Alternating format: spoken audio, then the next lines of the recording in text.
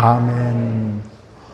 오늘도 예배당으로 나와 하나님께 예배드리시는 모두에게 예수 그리스도의 평안과 하나님의 은혜와 복이 항상 함께 하시기를 예수님의 이름으로 축복합니다. 아멘. 오늘은 77주년 광복절 감사주일입니다. 우리 민족이 역사가 한 5,000년 정도 됐다고 얘기를 하거든요. 기원전 2333년에 고조선이 세워졌다고 하니까 벌써 거기에 또 2000년 더해지고 하면 한 4300년 정도 우리 역사가 이렇게 된 오래된 민족입니다. 역사학자들에 따르면 이 한 4300년쯤 되는 기간 동안 우리나라가 외침을 받은 것들의 횟수를 보니까 938회라고 합니다. 엄청나죠? 대륙의 중간에 있는 나라도 아니고 대륙의 기퉁이에 있는 나라에 무슨 938번이나 외침이 있었다라는 것을 보면 참 우리나라가 중요한 나라인 것 같습니다. 그리고 이스라엘도 보면 이스라엘도 기원전 한 1300년 전쯤에 그러니까 지금으로부터 한 3300년쯤에 나라를 세웠습니다. 지금 있는 이스라엘 땅에 나라를 세웠죠. 근데 거기는 나라 위치가 안 좋은 게 주변에 강대국이 너무 많았습니다. 아시리아라든지 바벨론이라든지 그리고 헬라, 그리스 사람들, 페르시아 사람들, 그리고 로마 사람들, 그리고 이집트의 애굽 사람들, 너무 많은 강대국으로부터 시달림을 받았죠.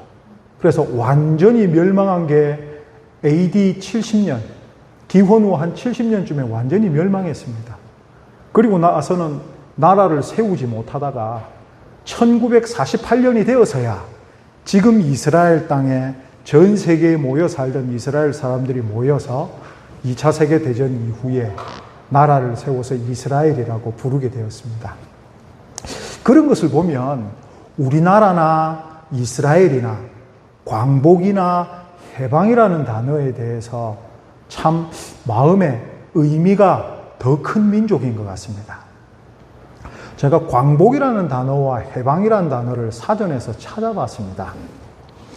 광복이라는 단어는 빼앗긴 땅과 주권을 도로 찾음, 그리고 해방이라는 것은 속박하거나 가두어 두었던 것을 풀어서 자유롭게 함이라고 이렇게 사전에 나와 있더라고요. 그러면 현대를 살아가는 우리 성도님들에게, 우리 성도들에게 과연 광복과 해방은 무엇인가? 우리 자유인인데 무슨 어디 무엇이 속박되어 있을까라고 생각하실 수 있지만 성경은 그렇게 얘기하고 있지 않습니다. 그렇기 때문에 우리가 그리스도인들에게 있어서 광복과 해방이 무엇인지를 성경적인 의미를 찾아서 한번 묵상해 봐야 할 것입니다. 로마서 5장 17절을 보면 이렇게 되어 있습니다. 한 사람의 범죄로 말미암아 사망이 그 한 사람을 통하여 왕노릇하였은즉 더욱 은혜와 의의 선물을 넘치게 받은 자들은 한 분 예수 그리스도를 통하여 생명 안에서 왕노릇하리로다. 분명히 성경은 지금 얘기하고 있는 게 뭐냐면 아담 한 명이 죄를 저지름으로 해서 죄와 죽음의 권세가 모든 인류들에게 그의 후손들에게 왕노릇한다라고 했습니다. 왕이 있다라는 얘기는 자유인이 아니라는 얘기죠. 다스리는 사람이 있다라는 얘기입니다. 아니 누가 날 다스려? 눈에 보이는 것은 없지요. 근데 영적으로 성경은 분명히 말하고 있습니다. 죄와 죽음이 죄를 지은 아담의 모든 후손들을 다스린다라는 것입니다. 그런데 갈라디아서 5장 1절을 보면 그리스도께서 우리를 자유롭게 하려고 자유를 주셨나으니 그러므로 굳건하게 서서 다시는 종의 멍에를 매지 말라. 아멘. 우리 모두가 억압당하고 있었던 사람들이라는 것입니다. 죄와 죽음의 노예였다라는 것이죠. 모든 사람은 죽음을 피할 수 없다라는 것이죠. 그런데 예수 그리스도께서 우리를 자유롭게 하시려고 자유를 주셨습니다. 본인은 십자가에 달리시고 또 부활하심을 통해서요. 갈라디아서 5장 13절은 이렇게 되어 있습니다. 형제들아 너희가 자유를 위하여 부르심을 입었으나 그러나 그 자유를 육체의 기회로 삼지 말고 오직 사랑으로 서로 종노릇 하라 라고 하셨습니다. 예수님을 믿는 사람들이 성도입니다. 예수님은 그 성도들에게 자유하기 위해서, 자유롭게 살기 위해서 본인을 희생하셨습니다. 현재 우리는 지금 예수 그리스도께서 주신 그러한 자유를 누리고 있는 자유인인지, 진짜 자유가 뭘까? 이 땅에서 내 마음대로 하는 것이 자유일까? 아니면 서로에게 사랑의 종로를 타라고 했는데 그것은 무엇을 의미하는 것일까? 혹은 내가 지금 영적으로 봤을 때 그렇게 자유한 것 같지가 않은 것 같은데 어떻게 하면 자유할 수 있을까? 오늘 설교 제목이 해방의 기쁨을 누리는 자, 성도 해방의 기쁨을 누리는 자거든요. 오늘 본문을 통해서 어떻게 하면 성도들이 하나님께서 주시는 진정한 해방과 광복을 누리면서 자유인으로서 기쁘게 하나님을 선택하며 따르며 복받는 삶을 살 수 있을 건지 한번 묵상해 보도록 하겠습니다. 오늘 이제 요엘서인데요. 요엘 선지자는 기원전 한 9세기경에 남유다의 선지자였습니다. 벌써 이제 북이스라엘과 남유다가 갈라졌습니다. 우리나라처럼 이제 남북이 갈라졌는데요. 10개의 지파는 북이스라엘 쪽에 붙었고 남쪽의 유다 지파와 베냐민 지파는 이제 유다 다윗의 아들들에게 붙었습니다. 그리고 나서 지금 왕이 누구냐면 요아스 왕이 다스리고 있었습니다. 유다의 8대 왕인데 아시는 분은 아십니다. 요아스 왕이 7살 때 왕에 올라서 그 대제사장 여호야다의 은혜로 이 왕으로 세워졌거든요. 사실은 이 할머니가 무시무시한 통치를 했습니다. 그의 할아버지 때, 그의 증조부 때에 국가에 반란이 일어났습니다. 그래서 왕이 무참히 살해를 당했거든요. 그러면 그 다음 왕이 돼야 되는데 이 여성이 아달랴라는 여성은 시돈 지방에서 바알 신을 모시던 아세라 신을 모시던 아주 이방 여성이었는데 유다 왕국의 왕비가 됐습니다. 근데 왕비가 됐었는데 이제 남편도 죽고 아들도 어떻게 죽여버리고 그럼 이제 손자가 남았는데 손자들도 싹 죽였는데 여호야다가 유일하게 남은 요시야를 성전에 숨긴 겁니다. 근데 이 아달랴가 공포의 정치를 했었죠. 그러다가 요시야 왕이 7살 되었을 때 대제사장 여호야다가 이 요시야 왕을 왕으로 옹립합니다. 이 왕이 본래 살아남았다라고 옹립을 합니다. 그래서 요시야 왕이 초반에는 종교개혁도 일으키고 여호야다가 살았을 때는 정말 하나님의 말씀을 잘 따르는 왕이 되었었습니다. 그러다 보니까 이 이스라엘은 성장했을 때와 쇠퇴했을 때의 주기가 있습니다. 그 주기가 뭐냐면 왕이 백성들과 더불어서 하나님의 말씀을 잘 들으면 그 왕국이 굳건하고 그리고 왕들이 하나님을 떠나면 그 왕국이 쇠퇴를 합니다. 시간이 한 몇십 년쯤 지나가 여호야다 대제사장이 늙어 죽었습니다. 요시야 왕이 갑자기 자기 마음대로 행하는 것입니다. 요아스 왕이 자기 마음대로 행하는 겁니다. 그러면서 어떤 일까지 저질렀냐면 자기를 살려준 여호야다의 아들 스가랴를 성전 뜰마당에서 죽여버리는 일까지 행합니다. 그리고 하나님을 떠나버리죠. 이런 일이 생기니까 지금 국가에 어떤 일이 생겼냐면 요엘서 1장 말씀을 보시면 지금까지 전례 없던 메뚜기 떼가 전국을 쓸어버립니다. 고대 시대는 한 해 벌어서 한 해 먹는 겁니다. 지금처럼 곡식 저장이 잘 되는 것도 아니고 그리고 풍족한 것도 아닙니다. 한 해의 수확으로 다음 해 수확까지 먹어야 되는 시절인데 메뚜기고가 와서 이걸 다 쓸어버린 겁니다. 종교적으로도 지금 하나님을 떠났습니다. 정치적으로는 더 어지럽겠죠. 사회적으로는 어떻습니까? 메뚜기가 있죠. 종교적으로는 지금 앞에 본문을 보시면 전제와 소제, 즉 백성들이 하나님께 헌금 드리고 싶어도 와서 제사를 드리고 싶어도 빈손으로 갈 수밖에 없는 그런 상황에 처해 있는 상황이었습니다. 이런 상황 속에서 요엘 선지자가 하나님께 여쭙습니다. 하나님, 도저히 이 상황을 어떻게 하면 좋습니까? 우리가 이 종교적인 상황, 정치적인 상황, 사회적인 상황, 이 상황들 이겨낼 수가 없습니다. 라고 부르짖고 있는 것이죠. 지금 현대를 사는 지금 우리의 입장도 그렇지 않을까요?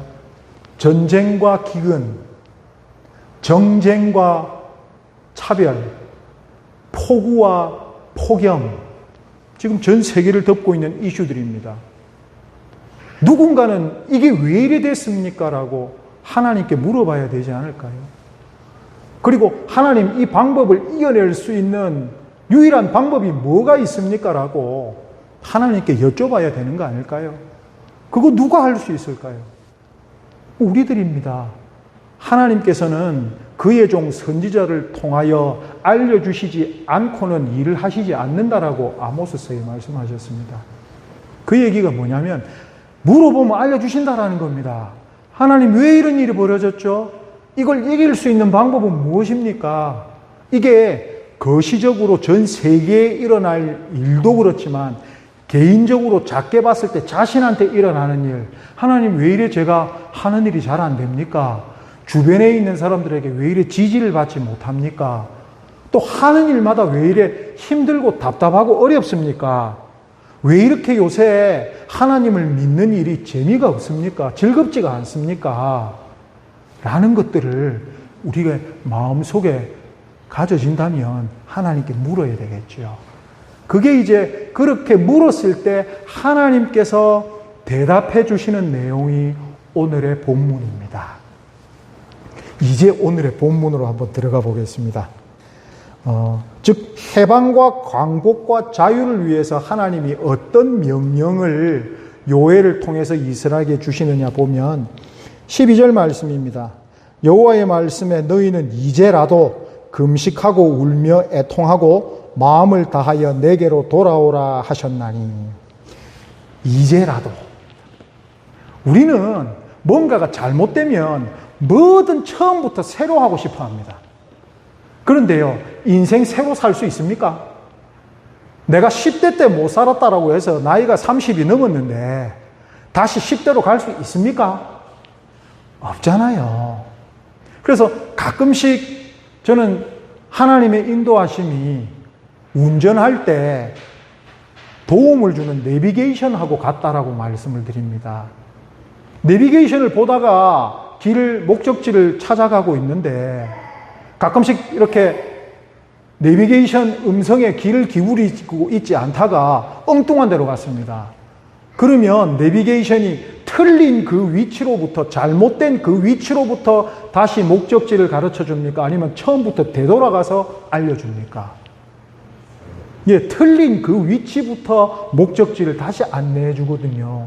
그겁니다. 이제라도 우리는 하나님께 돌아가는 게 언제라도 늦지 않았다라는 것입니다.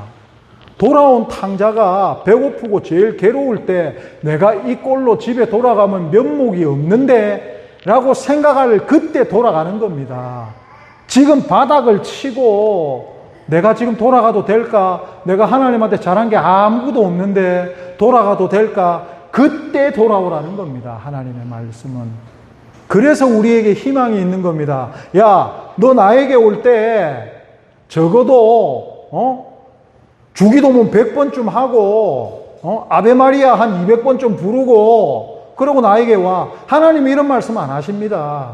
이제라도 지금 힘들지, 어렵지, 안 되겠지, 이제 나에게 와. 자, 때가 되었으니까 이제 나에게 와 라고 하십니다. 그러면서 하시는 게 뭐냐면 개인적으로는 금식하고 울며 애통하고 마음을 다하여 하나님께 돌아오라는 것인데요. 13절을 보면 너희는 옷을 찢지 말고 마음을 찢어 합니다.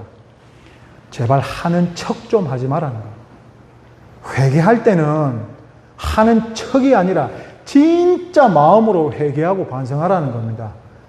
요거 하면 하나님이 또 봐주시겠지. 얄팍한 마음 갖지 말고 옷을 찢는다라는 게 슬픔과 아픔을 표현하는 것인데 남들이 보면 다 알죠. 옷을 찢고 있으면 저 친구가 지금 슬픈 일이 있고 해서 하나님께 회개하는구나 라고 남들이 알죠. 이건 남들이 알아야 될 거리가 아닙니다. 하나님이 아셔야 될 거리입니다. 하나님은 진짜 반성하고 있는지 어떻게 하고 있는지 우리의 중심을 아시잖아요. 얄팍하게 우리의 그것에 넘어가실 분이 아니십니다. 그러니까 제발 옷 찢지 말고 마음을 찢어서 하나님께 돌아오라. 이게 하나님이 개인적으로 말씀하시는 겁니다. 각 개인에게 주시는 명령이죠. 그럼 개인에게 주시는 명령이 있다면 또 누구에게 주시는 명령이 있을까요? 공동체에게 주시는 명령도 있다라는 것입니다. 15절 말씀을 보시면 너희는 시온에서 나팔을 불어 거룩한 금식일을 정하고 성회를 소집하라. 첫 번째가 뭐냐면 거룩한 나팔을 불어서 금식일을 정하고 성회를 소집하라. 개인적으로 금식하는 것도 있지만 공동체적으로 금식하고 회개할 것이 있다. 그리고 두 번째가 뭐냐면 성회를 소집하라 합니다. 이게 중요한 건데요. 지금으로 치면 성회가 뭐냐면 예배입니다. 예배에 오게 하라는 겁니다. 공동체를. 공동체가 모여서 하나님께 예배 드리라는 겁니다. 그게 뭐냐면 해방과 광복과 자유를 주시는 하나님의 조건이라는 겁니다. 공동체의 조건이라는 것이죠. 이스라엘은 나팔 소리가 들리면 아시다시피 두 가지를 떠올립니다. 양각 나팔을 이렇게 불면 무엇을 떠올리느냐? 순종과 회개를 떠올리지 않습니까? 아브라함의 순종, 아들을 바친, 그리고 회개. 이거 두 개를 떠올립니다. 그렇기 때문에 나팔 소리가 들리면 하나님께 회개하고 순종하자. 어디로 와서? 예배당에 와서 모여서 하라는 것입니다. 16절 말씀을 보시면 백성을 모아 그 모임을 거룩하게 하고 장로들을 모으며 어린아이와 젖 먹는 자를 모으며 신랑을 그 방에서 나오게 하며 신부도 그 신방에서 나오게 하고 옵니다. 장로들을 모으고 예배를 이끌 수 있고 백성들을 하나님 앞으로 이끌 수 있는 이들을 우선 모으는 겁니다. 왜? 혼자서는 힘든 거니까. 예배는 혼자 드리기 힘든 겁니다. 모여서 예배를 돕는 사람도 있고 그리고 젖먹이와 어린아이를 데리고 와라. 신앙에 있어서 어린이들이죠. 그 사람들은 예배드리기 어렵습니다. 우리 지금 교회의 막내가 저렇게 우는 것도 예배드리기 힘들어서 우는 겁니다. 저게 성경적인 거라니까요. 예. 그리고 나서 모으라고 한 게 뭐냐면 신랑과 신부를 또 모으라고 합니다. 아니, 왜 예를 들어도 이런 예를 들었을까라고 생각을 해보니까 신랑과 신부만큼 지금 중요한 사람들이 어디 있습니까? 결혼해서 신랑과 신부만큼 서로들에게 집중해야 될 사람들이 누가 있습니까? 이 말인즉슨 생각해 보니까 내가 중요하다고 생각되는 모든 사람과 모든 일을 이렇게 의미적으로 얘기하고 있는 것입니다. 신랑과 신부. 사람들을 모으는데 예배 하나님께로 이끌 수 있는 사람과 믿음이 약한 사람과 지금 세상에서 자신의 일이 제일 중요하다고 생각되는 그 사람들 다 모으라는 겁니다. 모아서 뭐하라고? 예배 드리라는 겁니다. 그게 공동체적으로 하나님께서 주시는 광복과 해방을 누릴 수 있는 길이라는 것이죠. 그리고 17절 말씀을 보시면 제사장들은 낭실과 제단 사이에서 울며 이르기를, 하나님의 사역자들은 모두를 대표해서 울며 회개하며 기도하라는 겁니다. 이게 제일 중요한 것이죠. 대한민국의 교회의 사역자들이 당최 뭐하고 있는가? 대한민국이 이렇게 흔들리고 있는데 한국의 교회들은 뭐하고 있는가? 코로나로 인해서 성도들 안 온다고 그 사람들 오게 하려고 발버둥 치고 있는 것인가? 그 전에 하나님께 나와서 회개하고 눈물로 하나님의 체질을 이겨내지 못하게끔 양육한 그들의 죄, 저를 포함한 그거부터 회개해야 되는 거 아닐까요? 지금 하나님께서 개인적으로도 말씀하시지만 공동체적으로도 이렇게 준엄하게 말씀하고 계십니다. 이런 주신 명령에 순종할 때, 자, 개인적으로도 내가 이런 명령을 했다, 이스라엘한테. 공동체적으로도 내가 이런 명령을 했다. 그러면 그 이후에 어떻게 될 것인가? 14절 말씀을 보시면 주께서 혹시 마음과 뜻을 돌이키시고 그 뒤에 복을 내리사. 우리 복 받고 싶습니다. 하나님한테. 하나님이 주시는 복과 은혜를 누리고 싶거든요. 그 누리는 그 비결이 뭐냐? 첫 번째, 하나님이 마음과 뜻을 돌이키셔야 한다는 겁니다. 하나님께서 우리를 마음에 들어 하실까 생각해 보면, 물론 우리가 하나님의 자녀이기 때문에 안 이쁜 자녀가 어디 있겠습니까? 그런데 애매기는 자녀들 있잖아요. 속 썩이는 자녀들. 항상 기뻐하시지는 않을 것 같습니다. 하나님은 우리를 사랑하시지만 항상 우리가 하나님의 기쁨이 되지는 않거든요. 근데 하나님께서 뜻을 이렇게 돌이키시면 우리에게 지금 이 모든 상황을 역전시켜 주시겠다라고 말씀을 하십니다. 18절 말씀, 그때에 여호와께서 자기의 땅을 극진히 사랑하시어 그의 백성을 불쌍히 여기실 것이라. 언제? 그때. 그때가 뭐냐면 앞에서 말씀드린 개인이 마음을 찢어서 하나님 앞에 나오고 또 공동체적으로는 하나님 앞에 그냥 나와서 예배 잘 드리기 위해서 노력하는 그때에 오늘 예배 드리러 오셨는데요. 예배당 들어오실 때 어떤 기대를 가지시고 예배당에 오셨습니까? 기대가 크다면 일찍 오시겠죠. 뭐 늦게 오셨다는 그런 얘기하는 거 아닙니다.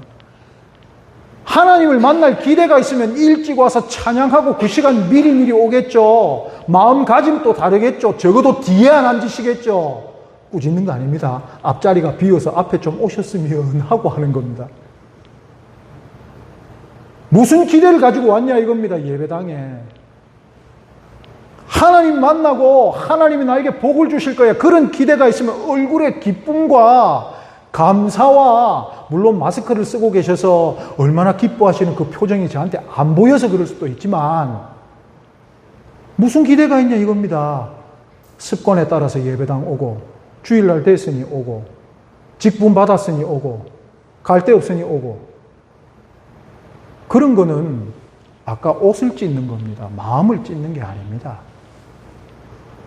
그때가 언제냐? 하나님께 기대를 가지고 공동체적으로 예배당에 오는 겁니다. 하나님 감사하고 하나님이 어떤 복을 주실까? 오늘 나에게 어떤 마음을 주실까? 그 마음을 먹고 예배당에 올 그때 자신의 땅을 사랑하시어 그의 백성들을 불쌍히 여겨주십니다. 저는 여기서 기도해야 되는 것을 한번 묵상해 봤습니다. 자신의 땅을 사랑하시어. 열방과 지구는 누구의 것입니까? 누구 겁니까? 하나님의 것이잖아요. 지금 전 세계가 어떻습니까? 전쟁과 기근과 경제위기와 폭염과 폭우와 이상기후와 하나님께서 이때의 땅을 사랑하시어랍니다. 성도들이, 이 땅에 있는 성도들이 마음을 찢고 하나님께 나오고 예배당에 나와서 하나님께 찬양과 영광을 다시 올려드릴 때 이 땅을 사랑하셔서 회복시켜 주시고 또 백성들을 사랑해 주신다라고 합니다. 야, 내가 전쟁 났는데 내가 할 수 있는 게 뭐 있나? 내가 폭염과 폭우에 할 수 있는 게 뭐 있나? 할 수 있는 게 있다니까요. 성경에 나와 있지 않습니까? 성경이 거짓말을 합니까? 할 수 있는 일이 있습니다. 하나님께 마음을 찢고 회개하고 잘 드려지는 예배로서 하나님을 기쁘시게 할 때 하나님께서 전 세계에 내리신 이 힘든 상황을 해결해 주실 겁니다. 개인적인 모든 힘든 상황도 하나님께서 역전시켜 주실 겁니다. 19절 말씀을 보시면 이제부터는 기쁨이 넘칩니다. 너희에게 곡식과 새 포도주와 기름을 주리니 이로 말미암아 너희가 흡족하리라. 할렐루야. 하나님으로 인해 좀 흡족해 보셨습니까? 맨날 그 부스러기만 먹고 기뻐하고 계신 거 아닙니까? 진짜 하나님이 주시는 놀라운 복들, 영적인 복들을 시작하여 기도할 때마다 이적이 일어나고 아픈 사람들 위하여 기도할 때마다 다 일어서고 하나님의 뜻이 들리고 이런 일들이 일어나면 정말 기쁘고 정말 지갑 걱정 안 하고 남들 돕고 우리보다 힘없고 약한 사람들을 위하여 도와줄 수 있는 그 상황. 또 19절에 다른 나라들 가운데서 욕을 당하지 않게 할 것이다. 고생 안 하게 한다 이겁니다. 다른 하나님을 적대하는 세력들에게 있어서 갈굼 안 당하고 괴롭힘 안 당하고 이 얼마나 좋습니까? 정당하고 정직하게 심은 대로 거두고 얼마나 좋습니까? 20절 적대적인 강대국들을 떠나게 하시죠. 그리고 23절 너희를 위하여 이른 비와 늦은 비가 예전과 같이 삶에 내린다. 이른 비와 늦은 비. 제가 몇 번 말씀드렸죠. 이스라엘은 건기와 우기가 있습니다. 겨울에 비가 오고 우기고요. 여름에 건기입니다. 비가 안 옵니다. 그런데 농사를 언제 짓냐면 우리처럼 지어야 되거든요. 그러면 늦은 비부터 얘기를 하면 늦은 비는 언제 오냐면 10월쯤에 비가 와야 되는데 이때는 뭘 하냐면 곡식들을 거둬야 됩니다. 자, 밀하고 보리농사에서 곡식을 거둬야 되는데 비가 오면 됩니까? 안 됩니까? 아니, 쌀농사에서 거두는데 추수 며칠 앞두고 비 오면 됩니까? 안 됩니까? 안 되잖아요. 딱 썩잖아요. 그런데 이때 비가 오지 않으면 과일나무 심어놓은 것들에 꽃이 수분에 화분이 안 되는 겁니다. 이게 뭘까요? 그걸 뭐라고 합니까? 꽃에 화분이 되는 거라 그럽니까? 예. 그게 안 됩니다. 비가 안 오면. 그러니까 적당할 때 비가 와야 과일 열매에 이 화분이 되는 겁니다.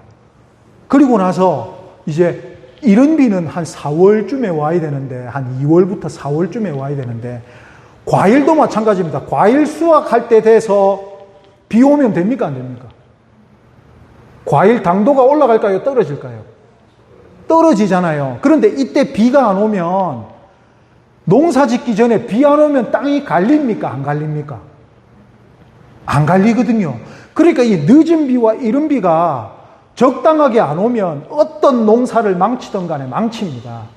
근데 지금 하나님께서 말씀하시는 게 뭐냐면 늦은 비와 이른 비를 적당하게 주시겠다라는 겁니다. 만사형통입니다. 만사형통. 우리가 그냥 늦은 비, 이른 비 이게 뭐야 라고 하지만 우리의 일생에 있어서 이스라엘 사람들에게 있어서는 이것이 목숨에 달린 문제라는 겁니다. 하나님께서 이른 비와 늦은 비를 적당히 우리의 인생에서 주시겠다. 언제? 개인적으로는 마음을 찢고 회개할 때, 공동체적으로는 예배당으로 모두를 모아서 함께 와서 하나님께 잘 드려지는 예배를 드릴 때, 이럴 때 우리 성도들이 무엇을 누릴 수 있다고요? 하나님 나라에서의 해방과 광복을 누릴 수 있다는 것입니다. 정말 이런 세상 살아보고 싶지 않으십니까? 저는 정말 살아보고 싶습니다. 하나님 나라에서, 세상 나라에서 줄 수 없는 기쁨과 평안과 평탄함을 누려보고 싶습니다. 하나님 나라에서 일어나는 일의 결과가 우리가 이 땅에서 사는 것을 눈으로 보여지게 하는 것입니다. 영적으로 보여지지 않는, 영적으로 일어나는 일들이 우리의 눈으로 보여지는 이 실제 삶을 일어나게 하는 것입니다. 우리 마음을 찢고 예수 그리스도의 이름으로 하나님께 나아갑시다. 공동체적으로 주변에 좀 쉬고 있는 분들, 믿음이 약한 분들, 코로나라서 쉬고 있는 분들 다 모시고 예배당으로 와서 하나님께 잘 드려지는 예배를 드려봅시다. 그럴 때 하나님께서 주시는 해방과 광복과 자유함과 예수님께서 우리에게 진짜 주시고자 하셨던 이 자유함을 누릴 수 있음을 잊지 않는 모두가 되시기를 예수님의 이름으로 축복합니다. 기도하겠습니다.